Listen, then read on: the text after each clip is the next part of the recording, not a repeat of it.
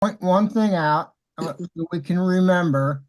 Uh, Pope Benedict the 16th resigned on this day in 2013, citing his advanced age and declining health as the reasons. He was 85 years old at the time of his resignation, making him the fourth oldest person to hold the office of Pope. Benedict's resignation was historic, marking the first time a pope had voluntarily stepped down since Pope Celestine V in 1294. After his resignation, Benedict XVI became Pope Emeritus, a title he held until his death on December 31st, 2022.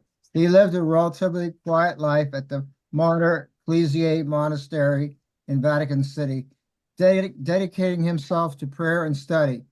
Benedict's health declined significantly in the years leading up to his death, with reports of him experiencing inflammation of the trigeminal nerve and having difficulty speaking.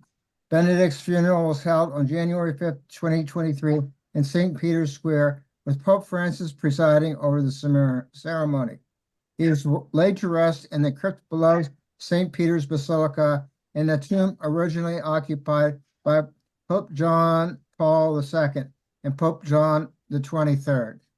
So I thought we would just, since today is the anniversary of his resignation, I just thought, and I do have his picture back there. So if anybody wants to comment on him, he was under a lot of pressure, I think, at the time, not to resign, but just his problems in his papacy that I won't go into right now.